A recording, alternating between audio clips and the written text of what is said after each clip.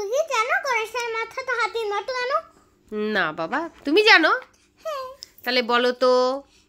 একটা ঠাকুর ছিল, তার নাম পার্বতী। পার্বতী, হ্যাঁ। পার্বতী না। আচ্ছা। একদিনে সন্তান হচ্ছিল না ওর একটা, আর ওর বাবা হলো শিব।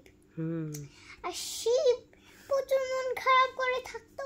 সে একদিনে কোনোদিন বলতো, মনে মনে ভাবতো আমার একটা সন্তান হলে কি যে ভালো হতো। এরকম একদিন শিব বলছিল, মনে মনে ভাবছিল।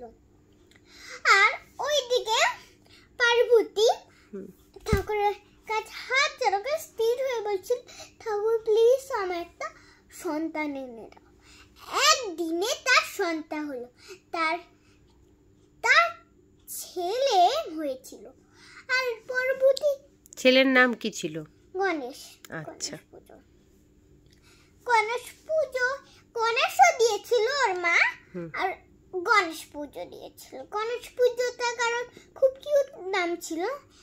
একদিন ওর মা তখন চান করতে গেছিল, তখন কি হলো ঘটনাটা বলি, তাহলে তোমার দুঃখ পেয়ে যাবে বন্ধুরা। তাহলে বলা যাক।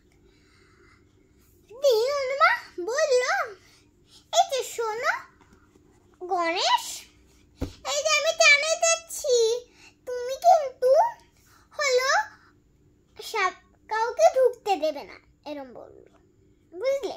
আর গণেশ তো ওর বাবাকে চেনে না, ওর বাবা মানে শিব, ও চেনে না, ওর বাবা তো চেনে না যে ওর মার সন্তান হয়েছে বা লোকের সন্তান নিয়ে এসছে, ও তো জানে না। একদিন তারপরে হলো এক ভয়ঙ্কর ঘটনা, বুঝলে বন্ধুরা? সেটা বলা যাক। ওর বাবা আসলো ঠোকার জন্য, আর গণেশকে গণেশ আমি তোমার মার সাথে কিন্তু আমি দেখা করতে চাচ্ছি। মানে ওর নামটা চিনতো না। আর ওর মা একদিন ওর মা বলে দিচ্ছিল ওর বাবাকে, এই যে গণেশকে কিন্তু রাখবে। আর এখন তো নামটা জানে না। তারপরে আমি এখন পার্বতীর কাছে যাব, বুঝলে? আমার কিন্তু নামটা তো আর বলতে পারলো না, তুমি বলে থাকলো, বুঝলে?